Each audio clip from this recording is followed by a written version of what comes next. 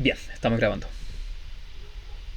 Ok, bueno, pues bienvenidas, bienvenidos todos los que están aquí en la plática.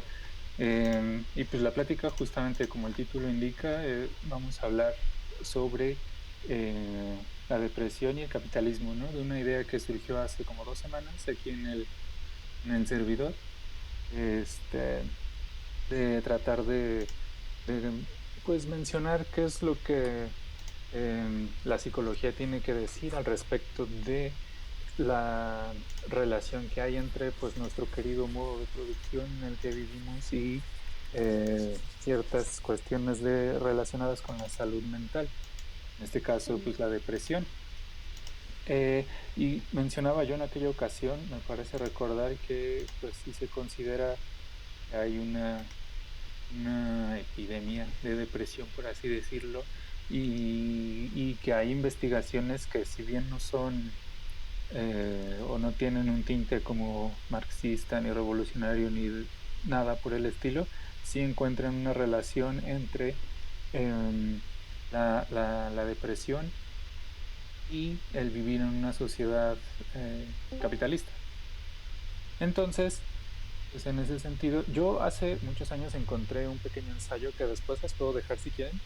Está en inglés y es un ensayo pues, publicado por una editorial académica, entonces es como más o menos algo técnico, pero pues eh, sí, se los puedo compartir y si y lo leen y si tienen dudas, pues lo comentamos también. Pero justamente se titula La depresión como un fenómeno cultural en la sociedad postmoderna. Y es el ensayo que estoy tomando como base para esta plática. Y bueno, pero de todas maneras les voy a estar compartiendo también otros textos que son relevantes para comprender esta relación entre salud mental y capitalismo, o más ampliamente entre psicología, más generalmente, y capitalismo, ¿no? Pero bueno, para empezar, pues tenemos que, seguramente, pues ustedes ya tienen una idea de qué es de qué es la depresión. Seguramente la depresión es muy común, entonces seguramente la habrán experimentado en algún momento de sus vidas. Espero que no, pero lo más seguro es que sí. Em, y pues bueno, en el mundo de la psicología, la depresión pues es considerada un trastorno psiquiátrico que está caracterizado por sentimientos de tristeza, de pérdida de la habilidad de sentir placer, pérdida de interés en actividades placenteras o satisfactorias, sensaciones de inutilidad, insomnio o hipersomnia, fatiga y cansancio constantes, entre muchas otras cosas, ¿no? O sea, existe todo en el manual, en el DSM-5, que es el manual que los psiquiatras utilizan para diagnosticar trastornos mentales, pues tiene como tiene sus criterios, ¿no? Para saber cuándo diagnosticar a alguien con, por ejemplo, trastorno depresivo mayor. Pero pues en general esas son como las características de la depresión a grandes rasgos, ¿no? Ya la intensidad, generalmente para diagnosticar trastorno depresivo mayor, pues se toman en cuenta cosas como la intensidad y la duración de los síntomas, ¿no? O sea, hablamos de haberlos experimentado durante meses. Pero pues en general la depresión es un problema bastante común. De hecho, hay una frase en este mundo de la salud mental que dice que la depresión es como el resfriado de la salud mental, porque es muy común y todo el mundo la ha experimentado en algún momento o la va a experimentar en algún momento en mayor o menor intensidad. Em, Eso sí, las investigaciones recientes muestran que alrededor de 300 millones de personas en el mundo están bajo sospecha, o sea, se están haciendo exámenes, evaluaciones, eh, porque sospechan padecer depresión. Y por esta enorme prevalencia es que se habla ya de esta epidemia de depresión que mencionaba aquella vez en el servidor. Em, y lo más interesante es que no solamente, o sea, se han hecho investigaciones para evaluar cómo es que se desenvuelve esta supuesta epidemia, digamos, su dinámica, digamos. Y aquí en el ensayo mencionan un estudio que hizo la Organización Mundial de la Salud en 2008, en el que mostró que la prevalencia de depresión durante el transcurso de la vida es mucho mayor en los países desarrollados que en los países en vías de desarrollo. En aquel entonces el país con mayor prevalencia fue Estados Unidos, con un 19.2 de su población afectado por depresión, y el menor, curiosamente, fue Japón, 6.6%. Eso sí, la prevalencia en los 12 meses previos al estudio fue mayor en países en vías de desarrollo. De toda esta, a nivel poblacional, también es muy curiosa la dinámica de la depresión, porque el 40% de las personas tuvo su primer episodio depresivo durante sus 20, el 50% entre los 20 y los 50 años y solo el 10% lo tuvo después de los 65. Entonces ahí estamos viendo también un factor muy interesante en el que las personas más jóvenes, personas que digamos en aquel entonces tenían 20 años, quiere decir que habían nacido, bueno, entre 20 y 50 años, quiere decir que habían nacido, ¿qué les gusta? Entre la década de los, eh, soy muy malo en matemáticas, la década de los 70s, finales de los 80s, y muy pocas personas mayores de 65 en aquel entonces habían tenido episodios depresivos. Muy pocas, solo el 10%. Eh, También hay, por supuesto, disparidades en la atención que se recibe. Curiosamente, es en los países desarrollados hay números muy altos de personas que no reciben tratamiento. Entre el 33 y el 50% de los casos serios, graves de depresión no reciben nada de tratamiento, mientras que en los países en vías de desarrollo hasta el 85%, lo cual pues, nos dice mucho, o sea, todavía hay mucho que hacer respecto a todo este asunto de la salud mental y el acceso al servicio a servicios de salud mental. Y por supuesto que este tipo de estudios también estima el costo en términos económicos de la depresión. Un estudio estadounidense en 2011 calculó que se perdían casi 36.000 millones de dólares al año, entre faltas al trabajo, faltas a la escuela, no me acuerdo qué otro tipo de factores tienen ahí. Ah, bueno, bajas en el rendimiento, por supuesto. Esos son casi 4.400 dólares al año por cada individuo deprimido. Pero bueno, esos son como los datos, ¿no? Ya desde el primer momento, pues llama la atención, o a mí me llama la atención, eh, que los países desarrollados tengan una prevalencia tan alta, o que sean los países con una prevalencia mayor de depresión, pues porque son los países desarrollados, ¿no? O sea, ¿quién lo diría que los países que lo tienen todo, digamos, eh, gran parte de su población termina padeciendo depresión? Eh, para explicar este fenómeno curioso, los autores del ensayo que les menciono parten de un análisis, de una perspectiva en psicología llamada análisis de la conducta. Existen diferentes modelos, para empezar, para explicar la depresión. Algunos modelos, seguramente los habrán escuchado, son los más populares, son los modelos que se centran en desequilibrios químicos y carencia de neurotransmisores y diferencias en las estructuras del cerebro de las personas que tienen depresión. Otros modelos enfatizan los pensamientos, digamos, la manera en que las personas, entre comillas, interpretan el mundo y cómo interpretan los eventos que les suceden.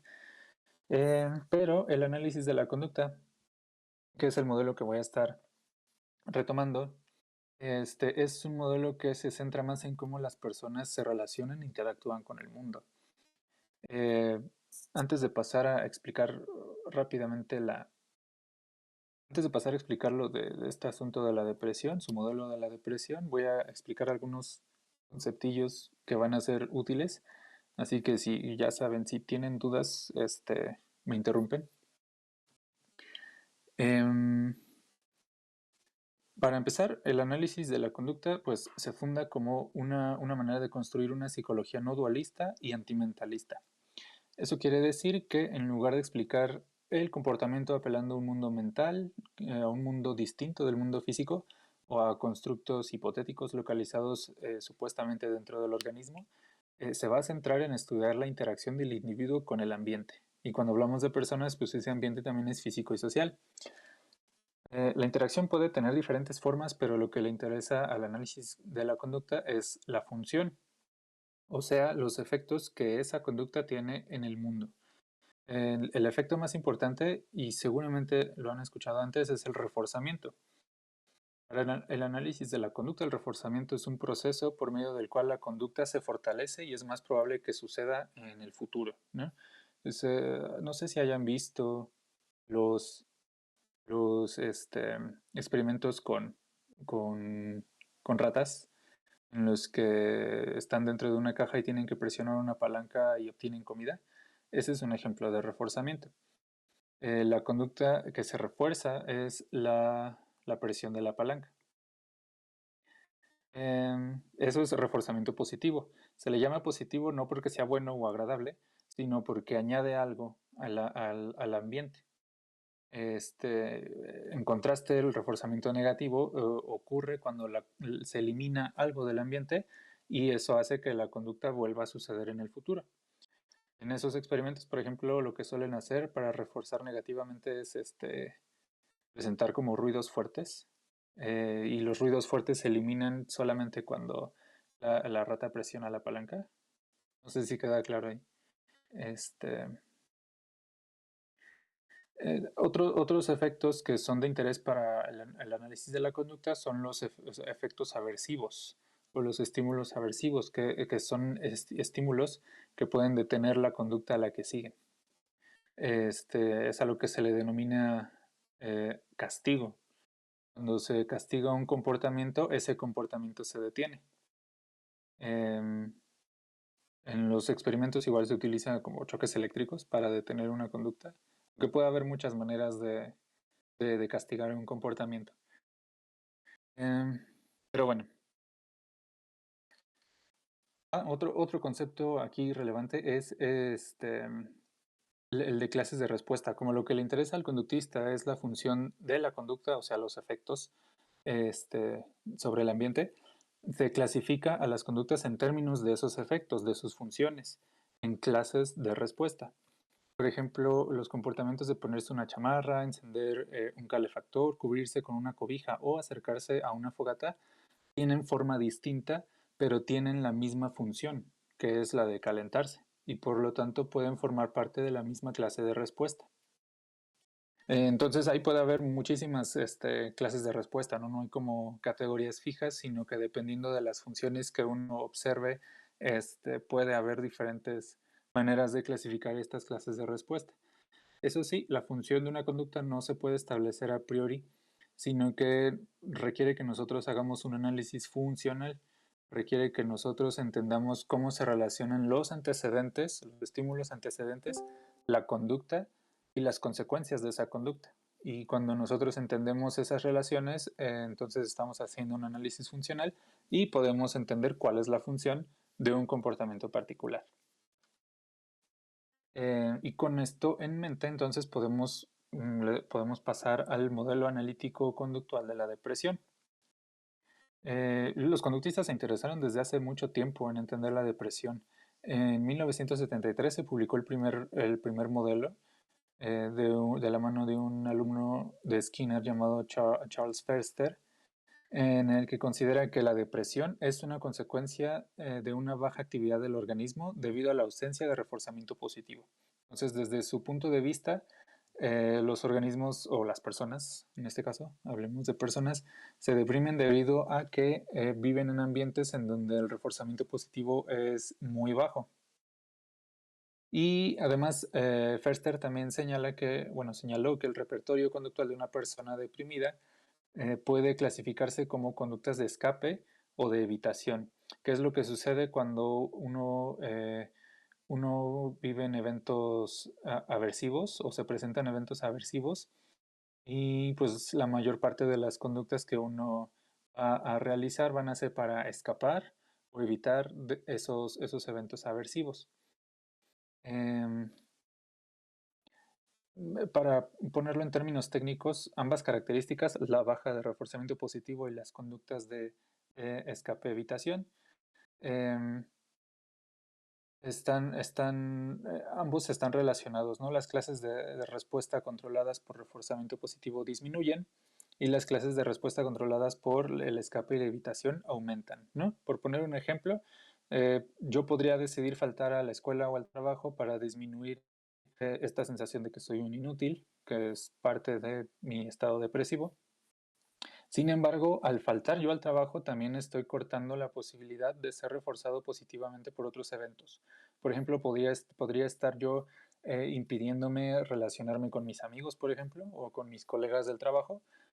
Y de esta manera estoy creando, o bueno, se crea un círculo vicioso en el que las mismas conductas de escape-evitación cortan la posibilidad de contactar con fuentes de reforzamiento positivo. Y esto obviamente lleva a malestar, lleva a más conductas de escape-evitación. O sea, si yo estoy aquí encerrado en mi casa porque me siento un inútil y me siento un inútil cuando estoy en el trabajo y entonces decido faltar, pues me siento bien en el corto plazo porque ya no me siento un inútil, pero también estoy cortando mis posibilidades de acción. Eh, Todo esto suena como, bueno, no sé cómo les suene a ustedes, pero ha encontrado como, digamos, respaldo porque se han desarrollado intervenciones, psicoterapias para precisamente para la depresión que tratan de cortar este círculo vicioso que se forma. Ahora, este no es el único modelo que existe. Otros psicólogos obviamente han tomado ese modelo y le incorporaron otros factores que también juegan un papel relevante. Y ya no solamente con base en estudios de laboratorio, digamos, o con animales, sino ya en estudios clínicos hechos con seres humanos. Y en este tipo de modelos se incorporan factores que tienen que ver con la historia de las personas. Para el análisis de la conducta es muy importante también atender a la historia de las personas, porque si no se entiende cómo una persona particular se ha ido relacionando históricamente con su medio ambiente, entonces no se puede entender su conducta en el momento presente. Entonces han incorporado ese factor, digamos, histórico a sus modelos. Entonces, por ejemplo, tenemos que otro modelo muy popular de un autor llamado Levinson eh, dice que la depresión no solamente es la ausencia de reforzamiento positivo, sino que ese poco reforzamiento positivo o el poco reforzamiento positivo que las personas obtienen no son producto directo de sus acciones, lo cual pues también genera malestar. Otro autor llamado Canter sugiere que hay un proceso conocido como erosión del reforzamiento, en el que el reforzamiento va perdiendo su capacidad reforzante, digamos. Es como cuando uno se habitúa mucho tiempo a estar con una persona y sus chistes, que originalmente eran como muy divertidos y te partían de risa, con el tiempo pues ya son, cuenta los chistes y pone los ojos en blanco porque ya te saciaste, ya estás habituado a ese sentido del humor. Eso podría ser erosión del reforzamiento. Em, también hay algo que ver, tiene algo que ver el tipo de condiciones ambientales que van a liberar el reforzamiento.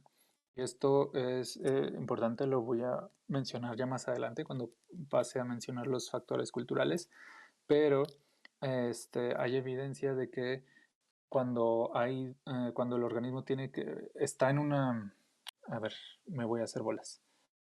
Cuando los organismos están en condiciones en donde no se les exige demasiado para obtener reforzamiento y de repente pasan abruptamente a una condición en donde se les exige de más, donde hay una demanda muy alta de comportamiento, lleva a que los animales dejen de responder, ¿no? Y aquí, por ejemplo, me adelanto un poquito, es fácil trazar una analogía con lo que sucede, por ejemplo, en las empresas, o ajá, generalmente en las empresas. Eh, También hay algo sí, claro, el castigo. Un factor muy importante es una larga historia conductual de castigo. El castigo como fenómeno conductual suele causar la aparición de conductas incompatibles con la conducta castigada. Hace que la conducta castigada sea en sí misma aversiva porque se asocia con el estímulo aversivo y lleva lugar a conductas de escape-evitación, que son los que vimos antes. Entonces no solamente es que en el presente haya muchos eventos aversivos, como puede ser a lo mejor la pérdida de un trabajo, la muerte de algún familiar, sino que hay una larga historia de castigo detrás, quizás una infancia muy problemática, una infancia con muchas carencias, bullying, es- hay problemas durante la adolescencia para que una persona ya en edad adulta, con ese largo historial de castigo, eh, pueda caer en depresión. Finalmente, el lenguaje también tiene mucho que ver al respecto. El lenguaje en el análisis de la conducta se le suele denominar conducta relacional porque este, relacionamos dos estímulos o nos comportamos ante un estímulo como si fuera otro y este tipo de conducta subyace no solamente al lenguaje, sino también al pensamiento e incluso a los símbolos. Y es muy importante porque los estímulos pueden transmitir sus funciones entre sí. Por ejemplo, si un estímulo aversivo entra en relación opuesta a un reforzador positivo, entonces se transfiere su función aversiva y ese reforzador positivo ya no es reforzador. Entonces, de esa manera, por medio del lenguaje, del pensamiento, de los símbolos, es muy fácil transformar las funciones y es una manera importante los, eh, en la que las personas pueden desarrollar depresión. Voy a poner ahí un ejemplo ya llegando al final de la plática. Pero bueno, para ponerlo en pocas palabras, desde este punto de vista, desde el punto de vista del análisis de la conducta, la depresión es una situación en la que la persona está atrapada. No es tanto una enfermedad, no es como un trastorno psiquiátrico, sino que es una situación en la que la persona está atrapada y es una situación que se retroalimenta por distintos procesos conductuales. ¿No? Entonces es una respuesta de cierta manera natural a ciertas condiciones ambientales. La pérdida de un ser querido, de un trabajo muy deseado, una historia de bullying, de otras formas de violencia, pero también no tiene que ser algo tan abrupto, sino también cambios pequeños, pero que se van acumulando, eh, cambios en la forma en que la persona relaciona distintos estímulos en su entorno, que es como lo que voy a comentar a continuación. Em, Antes de avanzar, no sé si alguno de ustedes tenga alguna duda, algún comentario sobre lo que acabo de platicarles. Bueno, este es un comentario, es una gran charla, camarada. Sí, En cuanto a la forma en la que dices, la depresión es un lugar en donde uno está atrapado, parafraseándote creo que un poco, ¿no es así? ¿cómo? Eu- sí, tú dijiste que la depresión es más que nada una manifestación de algo ya existente, ¿no es así? Un Ajá. lugar donde uno ya está atrapado. eh, podemos entenderlo como un lugar. Ajá. Bueno, no sé si has leído a Byung-Chul Han. Yo no soy psicólogo ni para nada, yo solo soy un charlatán, así que no me hagan tanto caso. Pero Mm. en Byung-Chul Han, en uno de sus libros, La agonía del Eros, creo, él describe a la depresión como un exceso de sí mismo. Una persona se ahoga en su ser y no puede alcanzar al otro. Él dice, la cura para la depresión, la antítesis de la depresión es el eros, el atropos. El atropos era esta figura que dice, no tiene cabida, no lo entiendo, pero más si yo necesito. Y justamente Byung-Chul Han hace el argumento, al menos yo lo entiendo, él haciendo el argumento que la depresión, al menos, no sé si es algo actual o así siempre ha sido, supongo que es actual, se manifiesta como una individualidad increíblemente grande. O sea, una persona, una individualidad ya casi patológica, no puede ni siquiera ver al otro. Y tampoco se puede ver a sí mismo, está ahogándose en su misma percepción, es un ensimismamiento. No sé, tú, ¿qué dirías? Tú que sí sabes de psicología, ¿qué dirías de ese argumento? Pues mira, no conocía ese argumento de Byung-Chul Han, no he leído ese libro, pero creo que tiene que ver con lo que justamente iba a mencionar a continuación. Em, Porque, miren, desde el punto de vista del análisis de la conducta, o sea, el análisis de la conducta no es, digamos, no se compromete con cierta concepción de la cultura o con ciertas políticas. Y ahorita lo iba a comentar eso. Eh, digamos, solamente le interesa comprender, en este caso, la depresión, igual que un astrónomo comprende este, las estrellas. Pero en este ensayo que estoy tomando como base, se retoma algo que me suena mucho a lo que acabas de compartir, camarada, porque sí creo que estaría de acuerdo con que en la depresión tiene algo que ver con cierto individualismo. Eh, Ahora no sé cómo lo ponga Byung-Chul Han en ese texto, pero lo importante para nosotros sería de dónde viene ese individualismo, ¿no? Porque al menos como lo comentaste, o sea, suena como si Byung-Chul Han eh, lo dijera que las personas son individualistas y así como de la nada. Pienso que no, por conociendo un poco de cómo escribe Byung-Chul Han, pero, pero sí, aquí lo relevante, tanto para el análisis de la conducta como para nosotros, sería comprender de dónde viene ese individualismo, ¿no? Pero sí, tiene mucho que ver y yo estaría muy de acuerdo con lo que comentas. Gracias. Sí, nada más para terminar con ese par de Jurhan. Jurhan dice una frase de hecho me corrieron del server de Yugovnik por decir la frase, pero, y es una frase que suena fea, pero él dice que la depresión es hasta cierto punto una enfermedad narcisista, pero en el sentido, te digo, del ensimismamiento, no de que ayer es depresivo y es narcisista, no, él no lo dice así, sino de esa, ese ensimismamiento de ti, que no puedes ver absolutamente nada, se te cierra absolutamente todo y solo quedas con tus nociones mientras te ahogas. Pero sí, muchas gracias, camarada. Ok, sí. Aquí dicen en el chat, ya te vamos a correr también de acá de este server. Pero es que sí, suena un poco polémico.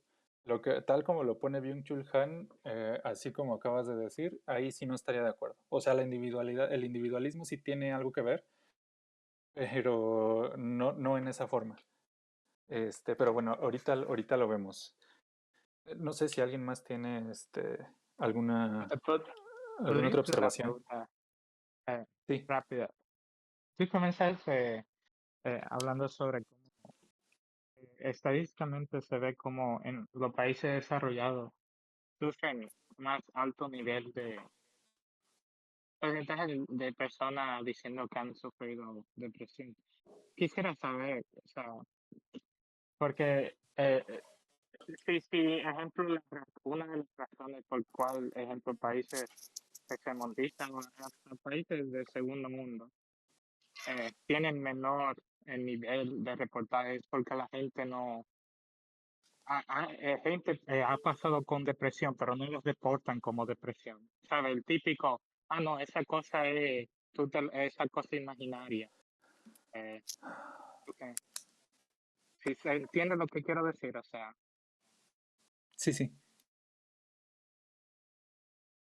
porque, ejemplo, no en mi familia, pero sí he escuchado a mucha gente diciendo que, ejemplo, eso es una cosa imaginaria, que eso no existe.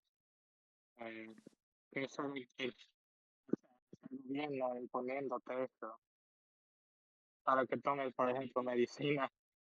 Ah, Ok. Em, sí, sí entiendo.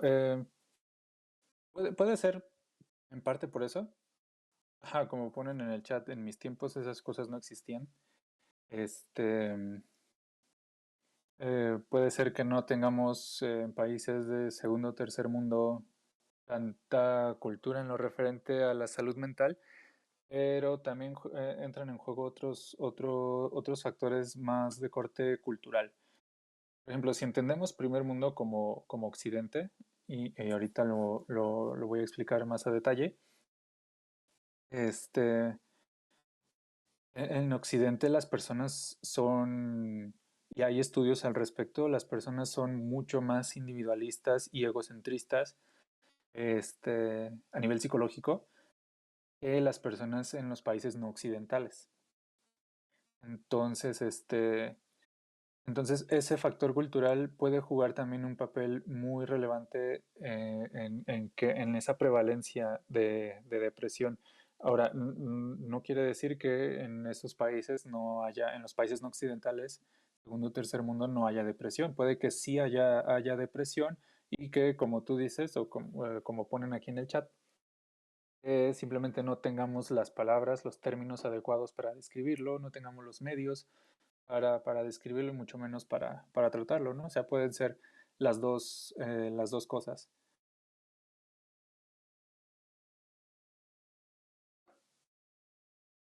Gracias.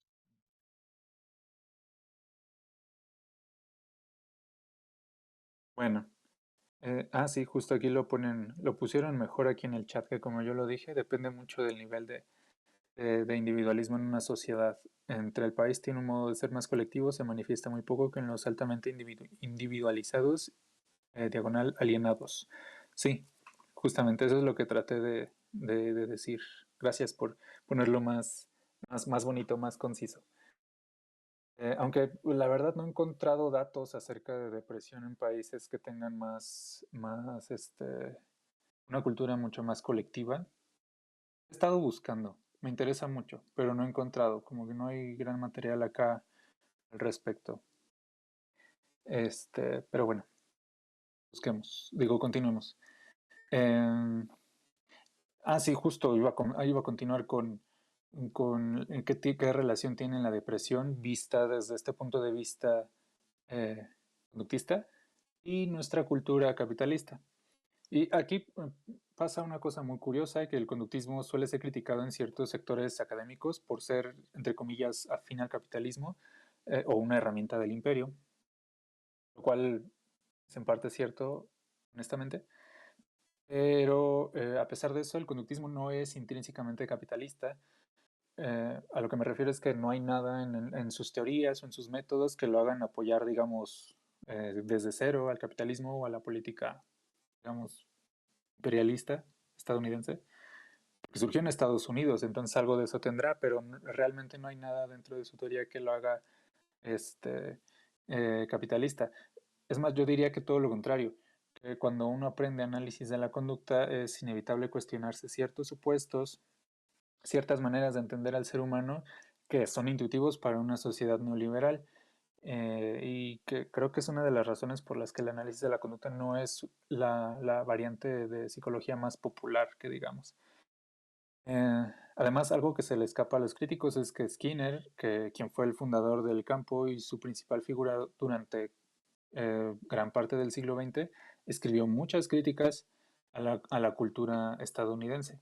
Si bien no podemos considerarlas como marxistas, porque Skinner fue más bien tibio respecto a la política, yo creo que era como un anarquista, pero realmente nunca hizo como público sus afiliaciones políticas. Pero esas críticas creo que guardan cierta compatibilidad. Entonces, antes de mencionarlas, para dejarlas como para el gran final, este, lo que les comentaba de la constitución psicológica de las personas en Occidente. Hay un libro muy interesante que salió hace ya 4 años, que se llama The Weirdest People in the World, o Las personas más raras del mundo, de un antropólogo que se llama Joseph Henrich. Y Joseph Henrich gracias, Joseph Henrich estudió, tiene una teoría sobre por qué las personas en Occidente son tan particulares y tan distintas al resto de poblaciones del mundo. Y su historia, bueno, su teoría es muy curiosa, pero se me iría el tiempo tratando de explicarla. Solamente nos quedamos con que Joseph Henrich ha encontrado datos, pues, eh, en los que comparando personas de países occidentales, entendiendo Estados Unidos, Canadá, los países de Europa Occidental, Australia, son psicológicamente más individualistas que las personas de países no occidentales. Eh, y esto es, digamos, parte de su constitución psicológica. O sea, ya desde casi poco después de nacer, las personas ya se van volviendo de esta manera porque la cultura está arreglada de modo tal que las personas deben tomar, por ejemplo, deben de tomar decisiones por sí mismos y se valora a quienes se valora más a quienes son percibidos como independientes, como personas tranquilas, como personas proactivas, decididas, y en contraste, en estas culturas, a quienes son percibidos como dependientes, pasivos o frágiles, pues se les menosprecia, ¿no? Se les ve como poco capaces, ¿no? No sé, variaría dependiendo del país, pero, pero el hecho es que existe esa distinción entre personas que son individualistas en Occidente y personas no occidentales que no son individualistas. Obviamente estamos hablando de hasta cierto punto de promedios, pero pues sí podemos establecer esa diferencia.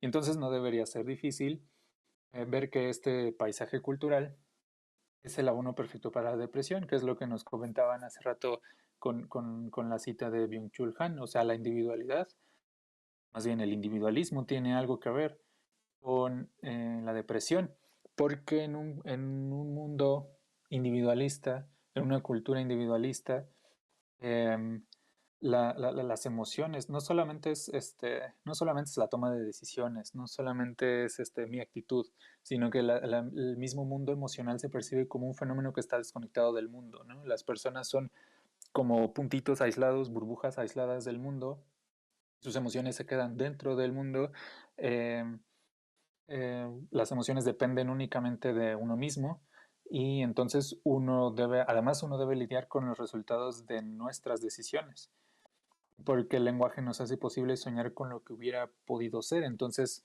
que es como algunos dirían que es el lado oscuro de la libertad, porque uno puede decidir tomar un trabajo, uno puede decidir iniciar o terminar una relación, uno puede decidir estudiar o no estudiar, y entonces uno debe lidiar a nivel, por ejemplo, de pensamiento con lo que hubiera podido ser. ¿Qué hubiera pasado si tomaba este otro trabajo?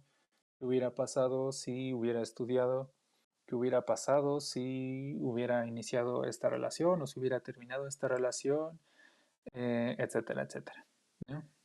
Entonces, es en ese sentido en el que el individualismo juega un papel relevante en la depresión.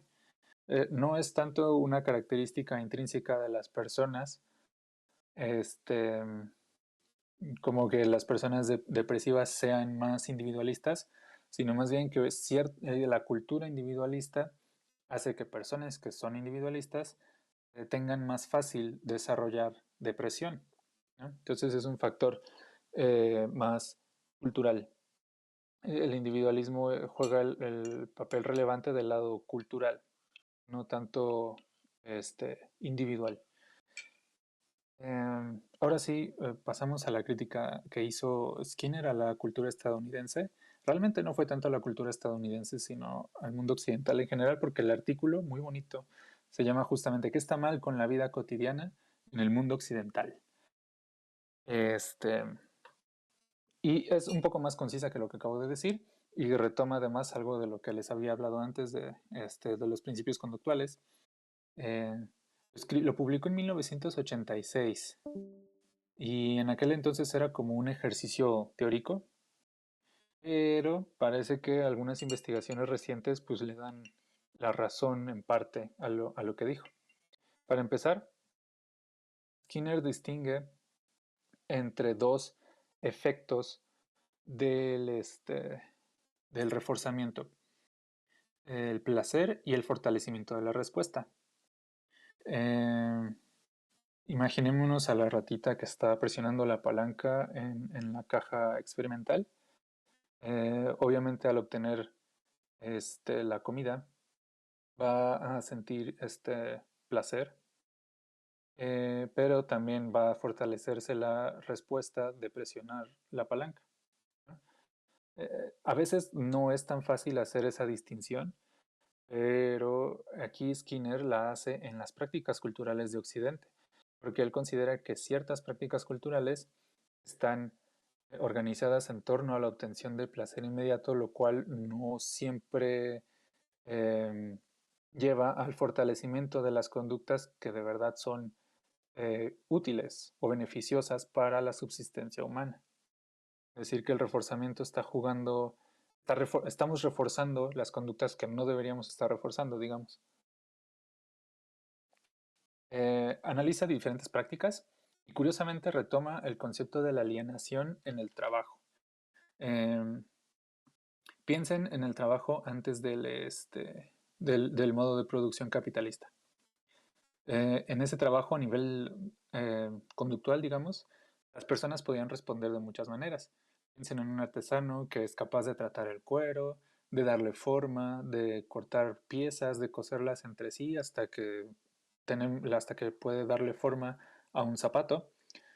Y ese era un modo de producción que permitía mucha variabilidad en las respuestas emitidas por el trabajador, pero además esas respuestas encontraban reforzamiento inmediato, porque para darle forma a un zapato, pues hay que encadenar, digamos, diferentes conductas en un mismo orden, y cada una es distinta, pero están encadenadas porque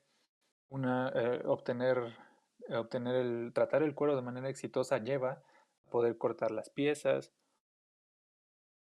Y eso es reforzante en el sentido tanto de que es placentero para el trabajador, como en el sentido de que fortalece su conducta, ¿no? Sabe cómo hacer las cosas bien, digamos, cómo tratar el cuero bien, y eso lo va a seguir haciendo porque le funciona. Entonces, en el modo de producción capitalista ya no existe esa variabilidad en los trabajadores. En el modo de producción capitalista nos hemos convertido en presionadores de botones, porque muchos trabajos consisten en conductas repetitivas y estereotipadas. Y lo que sucede con eso es lo que les mencionaba antes de la erosión del reforzamiento, donde los estímulos reforzantes pierden esa función de reforzamiento. Y en el caso de los trabajadores, pues si se pierde el reforzamiento, entonces hay una amenaza fuerte de renuncia, ¿no? Porque si ya no me siento bien, entonces pues me voy, ¿no? Si me aburre mi trabajo repetitivo, pues me voy. El problema es que, por supuesto, los jefes no van a dejar hacer eso. Este, Sino lo que sucede es la instauración de un estímulo aversivo muy poderoso que es la amenaza de despido. El dinero por sí solo no basta para mantener la conducta, porque, o sea, funcionaría si el salario se pagara después de cierto número de respuestas, pero no sucede así, se entrega bajo criterios temporales, que son semanas, pagos semanales, pagos quincenales. Y entonces con ese esquema de reforzamiento, que es un reforzamiento además muy arbitrario, porque no se está, o sea, se está reforzando cualquier cosa, no se refuerza, digamos, la conducta más apropiada o más efectiva para realizar el trabajo. Y eso en conjunción con la amenaza de despido, pues realmente deja a los trabajadores sin poder hacer otra cosa que un trabajo repetitivo y monótono, con la amenaza constante del despido y todo lo que el despido representa. Y todo esto lleva con facilidad a estados emocionales pues típicos de la depresión. Entonces no es difícil ver que en ciertos trabajos de países occidentales, para trabajos que son justo repetitivos, monótonos, pues son muy habituales en estos países, y algo tendrá que ver con la aparición de la depresión. No es la única práctica. Este, otra práctica que Skinner analiza es algo que llama, entre comillas, hacer cosas solo porque se les han dado a hacer. Déjenme introducir aquí un concepto que es el de conducta gobernada por reglas. Las reglas para Skinner son estímulos verbales que constriñen la manera en que uno se comporta al especificar la consecuencia, reforzante o no, de una acción. Y en nuestro mundo consumista esas reglas se manifiestan de diferentes maneras. Una es la publicidad.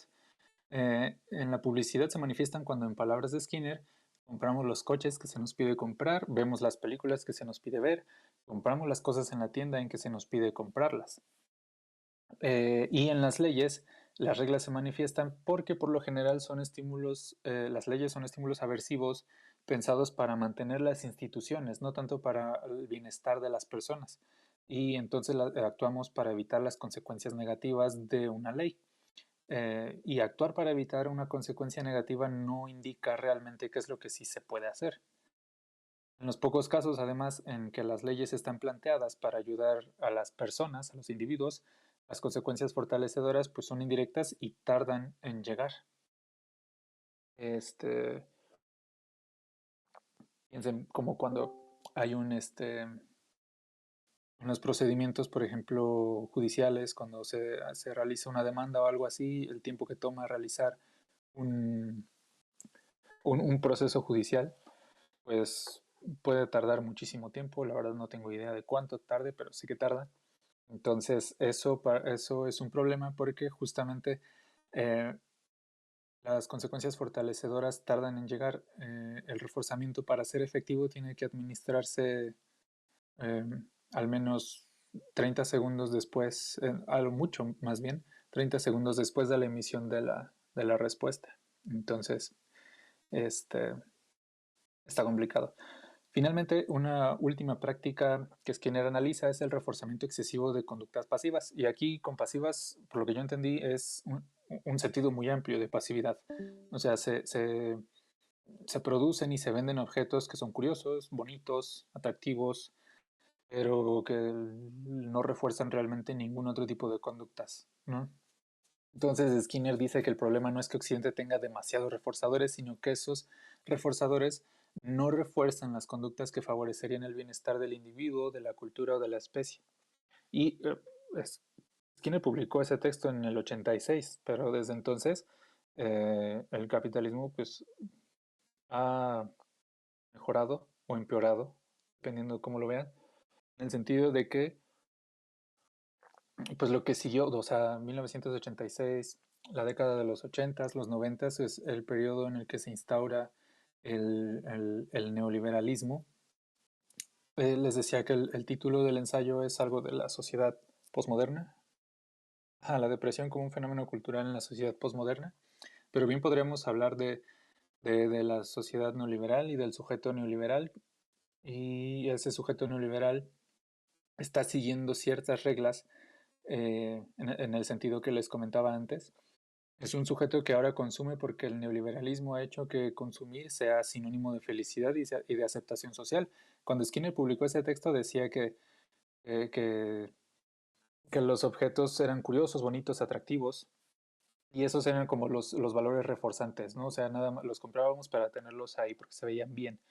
Pero ahora ya no solamente es comprarlos porque se vean bien o porque se vean bonitos, curiosos, porque sean divertidos. No, ahora es consumirlos por, por el hecho de consumir. Porque consumir se ha vuelto símbolo de estatus, de aceptación social. Ya no solo se consumen objetos, sino que el mismo estilo de vida es materia prima para que otros consuman ese estilo de vida, ¿no? Antes, en la época de Skinner, por ejemplo, solo los medios de comunicación tradicionales tenían el alcance y la influencia para instaurar este tipo de reglas sobre cómo debía ser la vida. La publicidad en la tele, en el radio, en los carteles, todo eso, ¿no? Entonces era como bastante relax el asunto, había como más margen, pero ahora cada uno de nosotros está sujeto a esas reglas. Por medio de las redes sociales, la conducta de otros establece la regla que los demás hemos de seguir. Entonces estamos en una época de alto control por parte de reglas verbales y reforzadores positivos de índole social.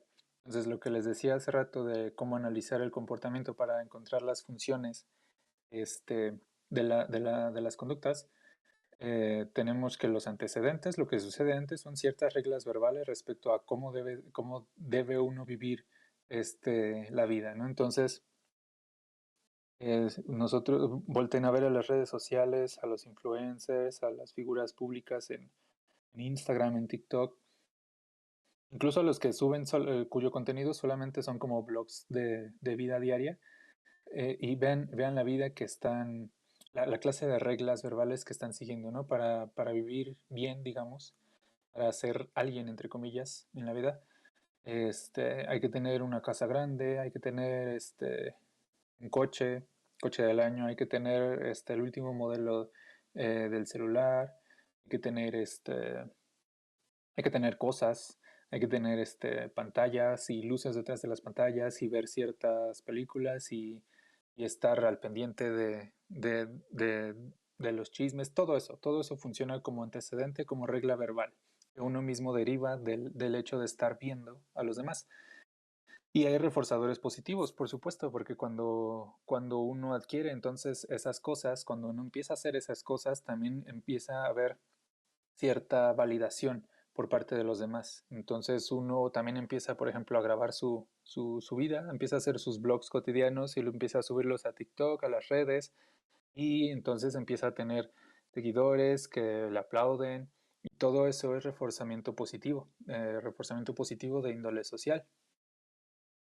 El problema con esto es que justamente inicia entonces la competencia entre personas. ¿Por qué? Por lo que les decía antes de cómo es la psicología de Occidente, ¿no? O sea, tenemos esta concepción, bueno, no sé si aquí en México, dije tenemos, pero no estoy tan seguro de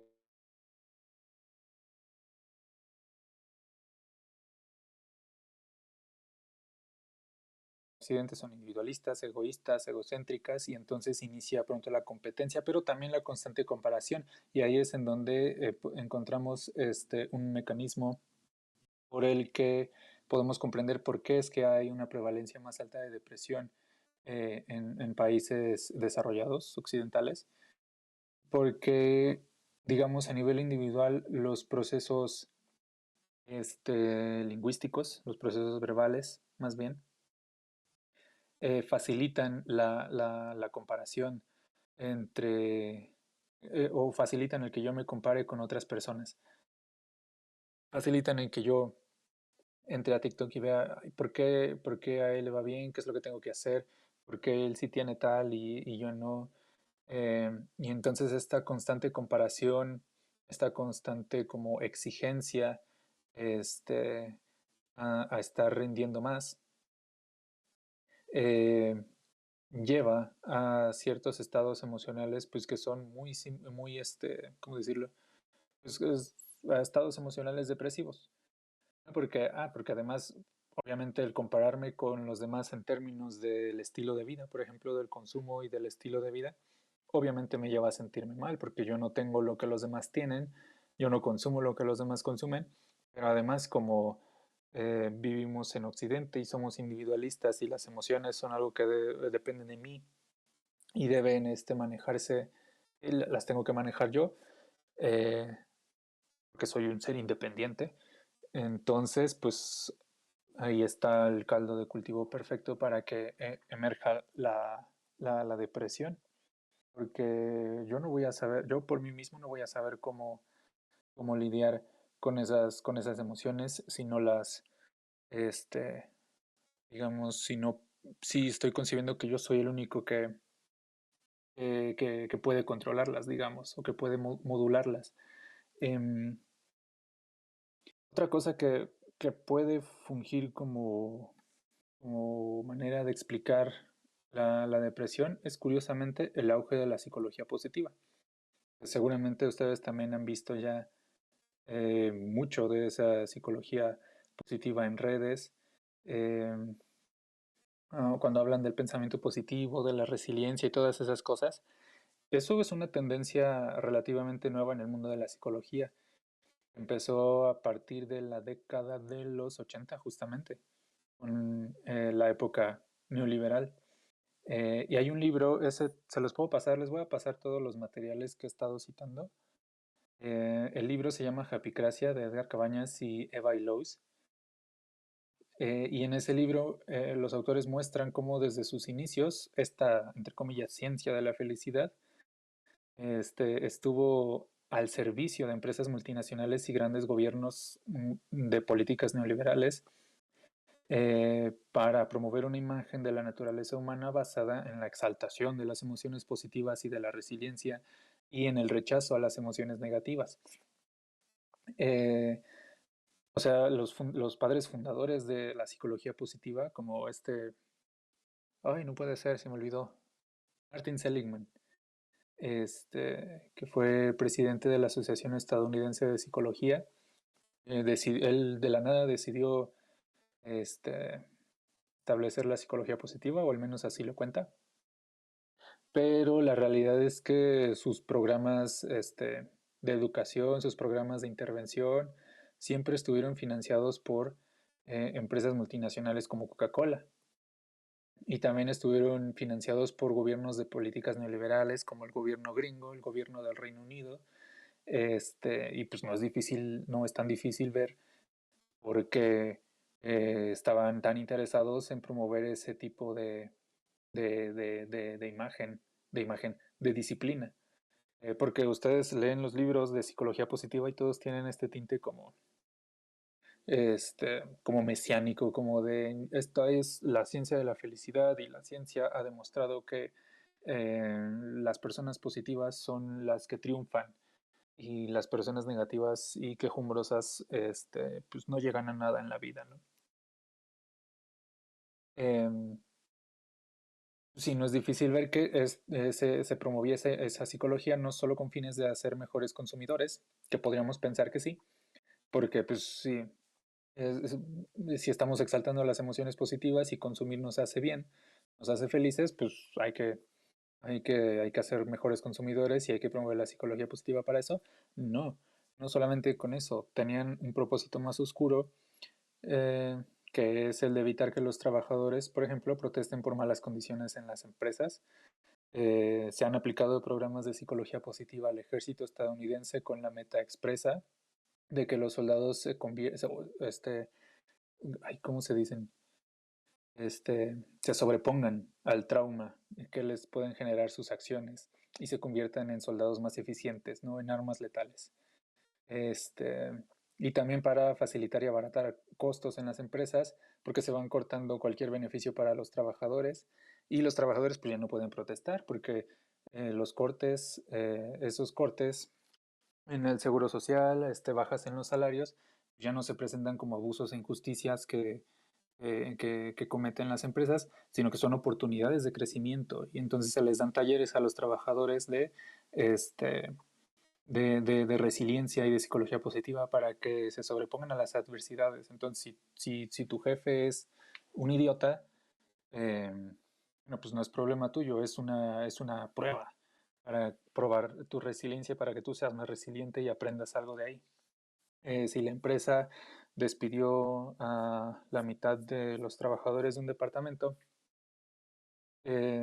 pues es problema de cada uno de ellos sobreponerse a esa prueba, a esa oportunidad, es algo para que ellos desarrollen su mejor versión, ¿no? Entonces, el problema es que esta exaltación de las emociones positivas sí lleva a que las personas desarrollen, irónicamente, síntomas depresivos, porque tiene mucho que ver con lo que les decía antes de la comparación con otras personas, porque si vemos otras personas que aparentemente son felices y yo no soy tan feliz como ellos parecen ser, pues entonces lleva a una constante monitorización y comparación, y entonces como un círculo vicioso me va sumergiendo en la miseria porque nunca voy a ser tan feliz como los otros parecen ser, sino que también a nivel individual, el estar constantemente rechazando las emociones negativas que al final son parte también de la vida, lleva a perder el contacto con las cosas que sí podrían hacerme vivir una vida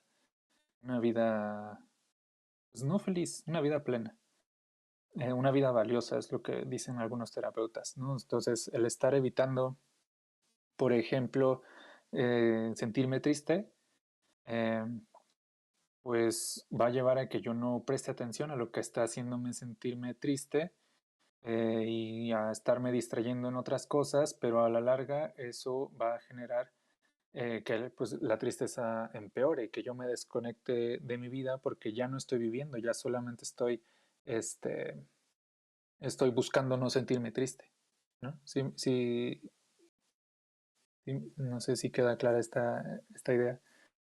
Pero bueno, eso ya es otra cosa, ¿no? Aquí lo importante era que la psicología positiva puede ayudar, o más bien es, digamos, el brazo académico, diagonal terapéutico de la época neoliberal, para reforzar justamente este individualismo y para eliminar, digamos, las protestas entre las políticas neoliberales de la época neoliberal. Entonces, no sé si hasta aquí haya alguna duda, comentario.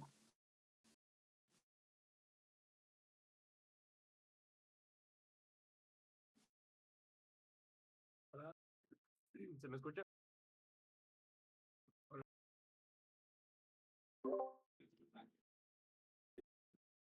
Voy a hablar fuerte, ¿sí se escucha? Ok, perdón. No sé si hasta aquí hay yo tenía alguna una duda o pregunta, comentario. yo tenía una pregunta, y era si podría reformarse el capitalismo, el modo de producción capitalista, teniendo en cuenta el refuerzo de estos estímulos positivos para mejorar la salud mental de los trabajadores. ¿O es esta, digamos, erosión del reforzamiento propio del capitalismo y permanente? Esa era mi pregunta. Ay, no escuché el principio de la pregunta, perdón. Ah, Dije que si podría reformarse el capitalismo teniendo en cuenta esto, estos refuerzos positivos para mejorar la salud mental de los trabajadores, o es esta erosión del reforzamiento propio del capitalismo y es permanente. Mm, podría hacerse. Conozco trabajos de investigación de algunos analistas conductuales que justamente que sí se meten como con la cuestión cultural del capitalismo, pero lo que buscan justamente es como reformarlo, ¿no?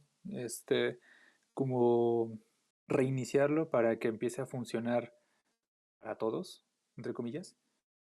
Este, y si hay como, se han desarrollado como intervenciones, en las que se busca como ayudar a los trabajadores, pero el problema es que vuelven a un poco a lo mismo de la psicología positiva.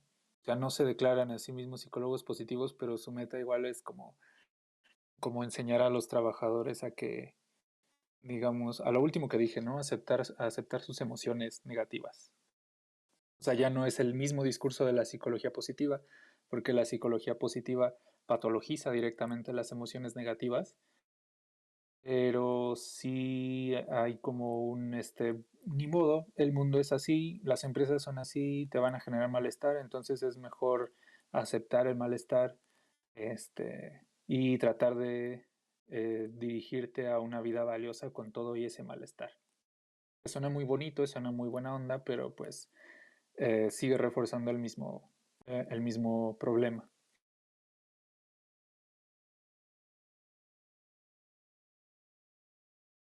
Gracias.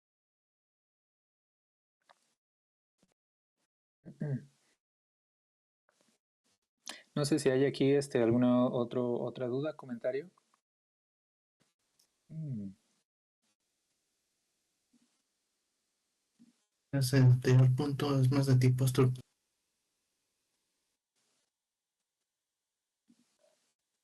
Ay, no entendí bien la pregunta. ¿Podrías repetir, por favor?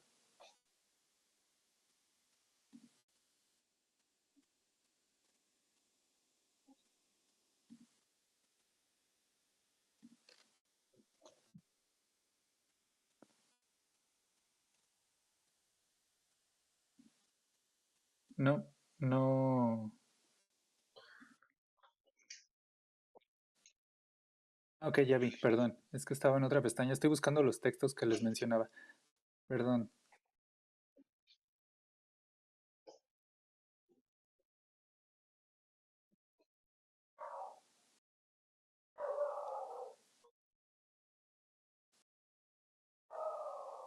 Entonces, lo anterior es más estructuralista que positivista. ¿En qué sentido?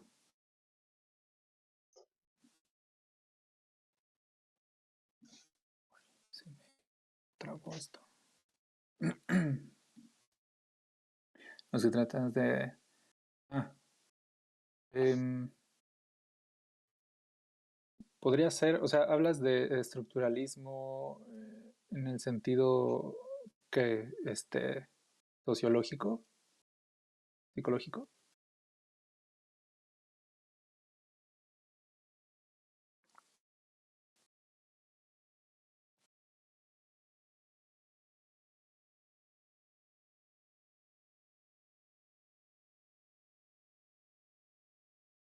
¿Qué papel juega la sobreestimulación en la depresión?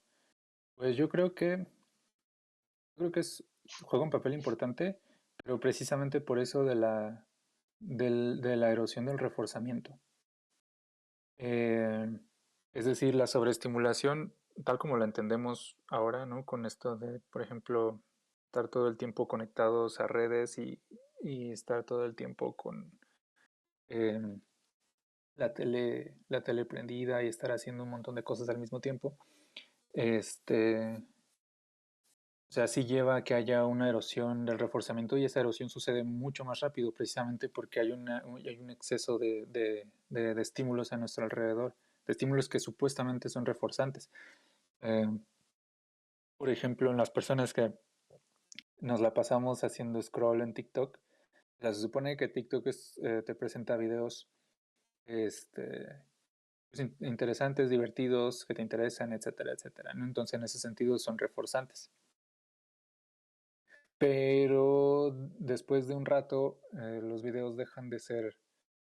em, sigue presentando la material de las mismas características, pero ya no puedes como dejar, ya no encuentras la misma satisfacción y sin embargo no puedes dejar de hacerlo.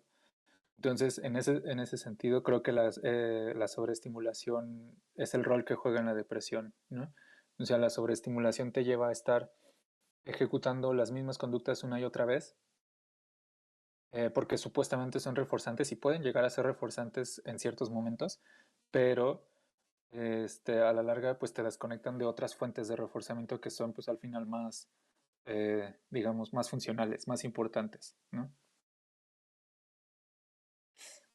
Ah, ok, a ver aquí. Yo creo que la depresión es un problema propio de la superestructura capitalista. Entonces, ¿cómo buscas tratar algo negativo? Depresión, cuando la propia estructura socioeconómica, modo de producción, son los principales, no los únicos factores que los originan. Exacto.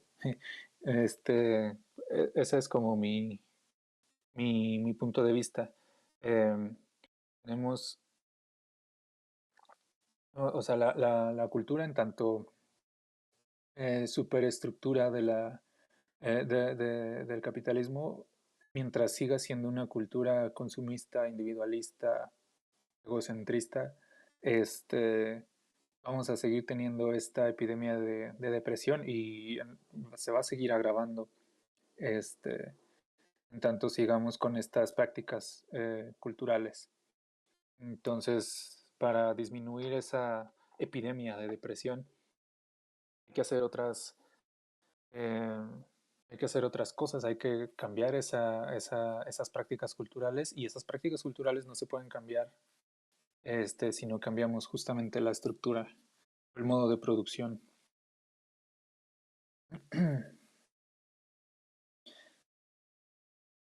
El positivismo se ve como un lavado de cara de la mal llamada posmodernidad. ¿En qué sentido? Ah, perdón. ¿Alguien iba a compartir algo?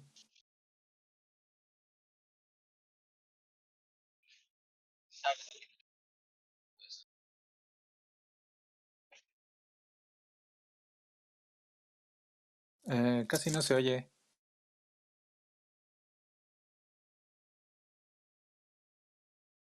No, camarada, que esa es una muy buena pregunta esa. La de lavado de cara y posmodernismo, a ver. Ah, ya. Lo del lavado de cara de la mal llamada posmodernidad, ese comentario. Sí, me gustaría saber qué es a qué se refiere el compañero que lo dijo. Sí, yo también, porque tengo la duda de qué se refiere con positivismo. ¿Es de por sí el capitalismo individualista o es propio del capitalismo occidental? Muy buena pregunta. Yo intuitivamente te diría que, como hemos estado hablando del capitalismo occidental, yo diría que es lo segundo, aunque eso sí, no sé si puede haber otro tipo de capitalismo y no me considero capacitado para abordar esa cuestión. Yo diría que es propio del capitalismo occidental.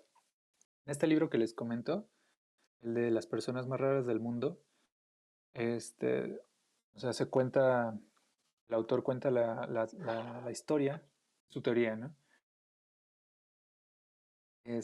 Cuenta la historia de cómo es que las personas en Occidente llegaron a ser tan distintas al resto del mundo y parte de esa diferencia, esa distinción que es la individualidad, emerge precisamente debido a a la economía de mercado, que surge, pues, sí, con el advenimiento del capitalismo, de la modernidad y todo eso. Entonces, si quieren echarle un ojo, ese libro está, déjenles, busco aquí un enlace del mundo. Ese libro está en Capitán Swing. Tal vez conozcan esa editorial. Es en español, porque yo lo leí cuando recién salió en inglés, pero despuesito lo tradujeron. Yo creo que está más amigable en español.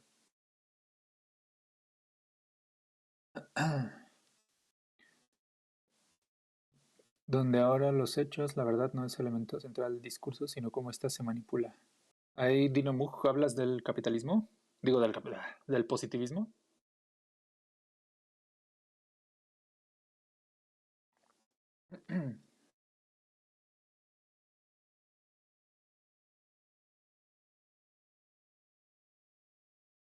Yo estaba buscando el otro artículo.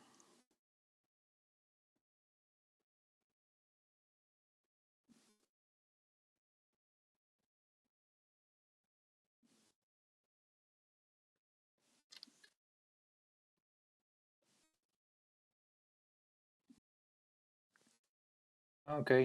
Bueno, es que está complicado abordar tu pregunta porque positivismo tiene muchas acepciones. Este, el positivismo como escuela filosófica pues empieza con, ay, se me fue su nombre, de la sociología. Pero ese positivismo es distinto, por ejemplo, al positivismo, por ejemplo, el positivismo lógico en filosofía de la ciencia. eh, y bueno, es que conozco al menos, conozco esas dos acepciones de positivismo. Ándale, Auguste Comte. Esa es una forma de positivismo. Después hubo otras, no las conozco a detalle todas. Entonces realmente no veo por dónde va tu comentario sobre el positivismo y la posmodernidad.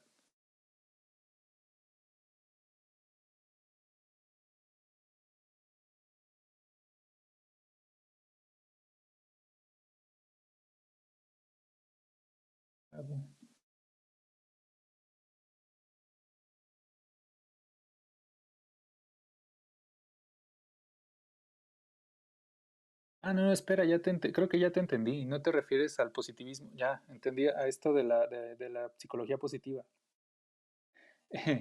Este, sí, entonces ya me hace más sentido. Sí, justamente,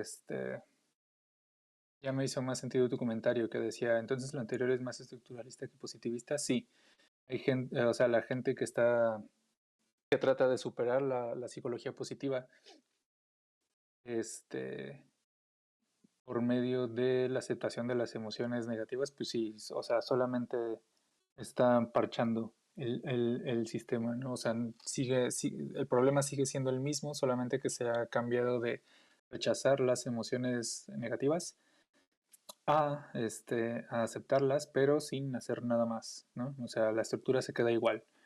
Em, el capitalismo se queda igual, lo que el capitalismo nos hace sentir se queda igual. Los que tenemos que cambiar somos nosotros. Pues al final es la corriente cultural principal de los últimos 30 años. El capitalismo es el fin de la historia, supuestamente. No nos queda de otra más que adaptarnos o reformarlo entre comillas. Pero sí. ¿Alguien más tiene alguna otra duda o algún otro comentario que quieran hacer?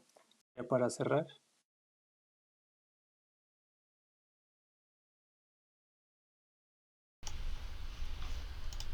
Camarada, quisiera Sí, preguntarte algo. ¿Tú eres psicólogo?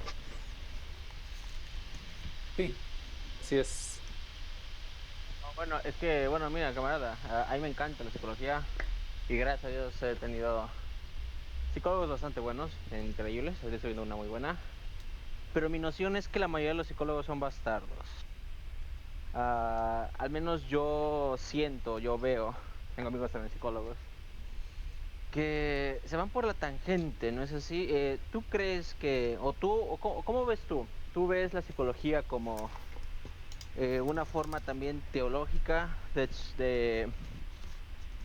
¿cómo se dice? Pues de expresar, de darle validez a lo que una persona sienta, a lo que una persona sufre bajo el capitalismo, diciendo, no, boludo, pues lo que pasa es que pues, ese es el trastorno, cuando realmente lo que pasa es que te explotan y estás en la mierda. ¿Tú cómo ves a tus compañeros? ¿Tú cómo ves a la academia en ese sentido? Híjole, sí, en general estoy de acuerdo. O sea, sí veo que la psicología en general adolece de ese problema de ser más una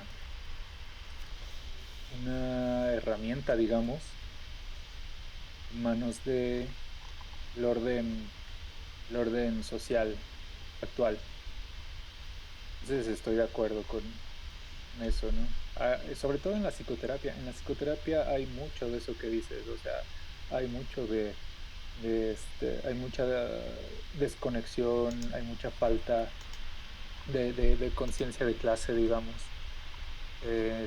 Hay mucha ignorancia de que muchos de los problemas psicológicos no son en sí problemas psicológicos, no son trastornos, sino que son consecuencias naturales de cómo está arreglado el mundo. En parte por eso me desencanté de la psicoterapia, entonces por eso yo no me dedico a eso. O sea, primero porque tendría que vérmelas con un montón de colegas que sí son así medio raros. Eh, y segundo, pues porque sí, o sea, yo creo que una terapia, para muchos problemas que se suelen ver en terapia, una psicoterapia individual, no va a cambiar mucho las cosas, ¿no? Por ejemplo, alguna vez, eh, cuando sí llegué a dar terapia, alguna vez tuve un consultante que acudió por ansiedad y Este, y resulta que su ansiedad era derivada de que en el lugar donde trabajaba, que era una escuela privada, pues despedían a las personas por su orientación sexual. Y él pertenecía a la comunidad LGBT, entonces vivía con el miedo de que en la escuela se dieran cuenta y lo despidieran, ¿no? Entonces díganme ahí qué puede hacer un psicoterapeuta al respecto, ¿no? Es un problema que no es un problema individual, el problema es que en la escuela son unos homofóbicos, mierda, y mi consultante vivía con el miedo de que descubrieran su orientación sexual y lo despidieran por eso.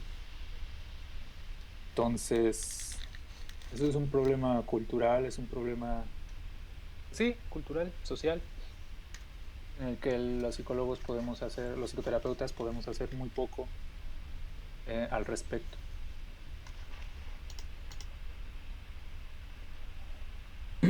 ¿Cómo hago para descargar esto? Yo también tengo una pregunta. ¿Se me escucha bien, no es cierto? Sí, se escucha bien. Bien, perfecto.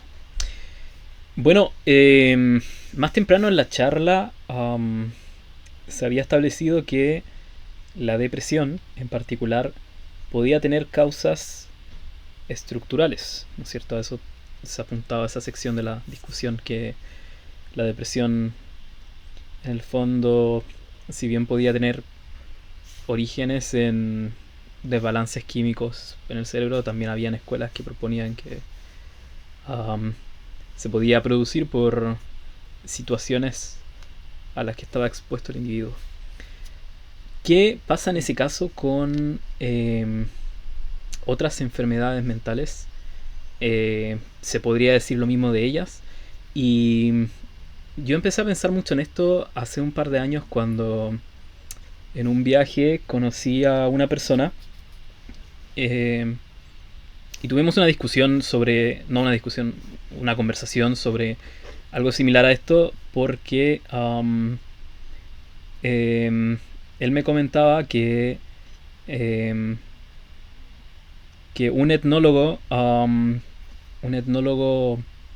mapuche había escrito en un libro sobre la gente mapuche y sus prácticas del pueblo originario de Chile y Argentina, que es un pueblo muy, muy chamánico, ¿no es cierto? Tiene prácticas muy chamánicas como lo suelen tener los pueblos originarios en Latinoamérica. Algunos de los líderes médicos, las autoridades médicas de la cultura mapuche, eran personas que tenían la capacidad de escuchar voces en la naturaleza y eran considerados líderes o guías porque las voces de la naturaleza, los espíritus de la naturaleza, les entregaban indicaciones sobre cómo debían guiar a la gente. Y en el libro, ese etnólogo, lo que él había estudiado es que para que una persona llegara a ser un líder espiritual en la cultura mapuche, antiguamente, esta es una práctica que ya no se lleva a cabo, pero antiguamente la persona desde muy pequeño, desde muy niño, era sometido a todo tipo de maltrato y de torturas psicológicas, como para convencerle de que realmente habían voces en la naturaleza que le hablaban y que le entregaban indicaciones. Lo dejaban solo en el bosque durante toda la noche, le inducían pesadillas sobre los espíritus de la naturaleza y esa persona tenía que ser capaz de superar esas pesadillas. Un proceso terrible, pero finalmente esa persona se lograba convertir, si superaba todo, en un líder espiritual para el pueblo mapuche. Y lo que esa persona me decía era, no era algo que dijo el etnólogo, pero esa persona decía, eso suena mucho como la esquizofrenia. La esquizofrenia en la sociedad contemporánea. Sin embargo, ahí vemos una diferencia porque la esquizofrenia, admitiendo que eso sería como similar a lo que nosotros entendemos como la esquizofrenia, en esta cultura originaria sería provocado por esta tortura a la que es sometida una persona, una tortura psicológica, que no es algo que se da en la sociedad contemporánea. No sabemos muy bien por qué se da la esquizofrenia en nuestra sociedad. Hay quizás factores hereditarios, cosas por el estilo, pero nada, eso como que habla de que en distintas culturas se pueden dar aflicciones mentales similares, pero provocadas por distintos motivos. Y eso me hace preguntarme de si las enfermedades mentales se pueden explicar también por condiciones materiales en el entorno de la persona. Eso. Sí, muy buena pregunta y muy buen ejemplo. Como que ya había escuchado antes de ese tipo de concepciones. Se me hacen muy interesantes. Entonces, yo creo que sí podemos. Es que el problema es que no se ha estudiado lo suficiente desde este punto de vista, desde el punto de vista de cómo el ambiente o las condiciones materiales, el papel que juegan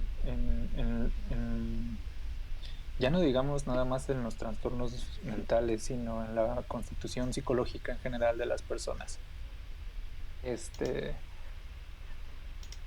Eso no se ha estudiado suficiente. Digamos que la tendencia, digamos, en general es estudiar lo psicológico, digamos, en términos individuales y en términos de cosas internas, ya sea de la mente o del cerebro o de los genes o lo que sea.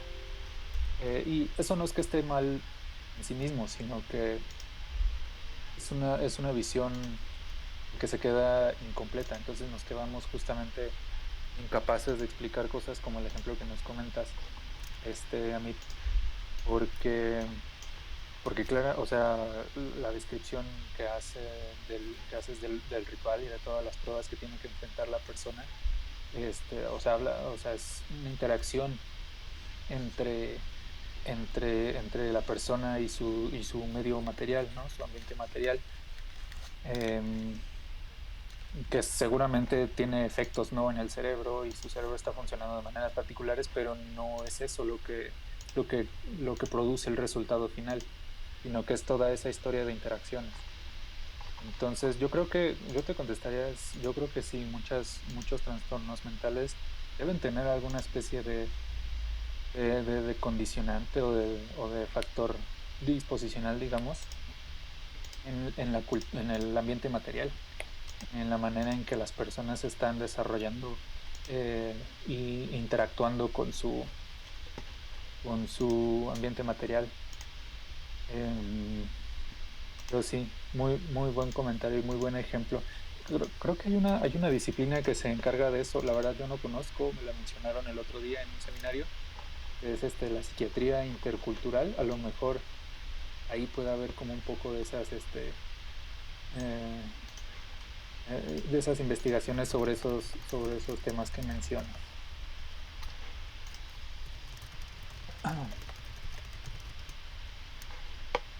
¿Qué texto les debo, muchachos? De los que les comenté. El ensayo. Si lo subo aquí, ¿no se pierde? Aquí en el chat de la Plaza Central. ¿O lo subo al de lecturas? Creo que sería mejor en el de lectura, solo en caso de... Sí, ¿verdad? Sí. Creo que sí. Les voy a pasar esos materiales que usé de base para la plática de hoy. Y también, les decía yo que Skinner no había sido o muy activo políticamente.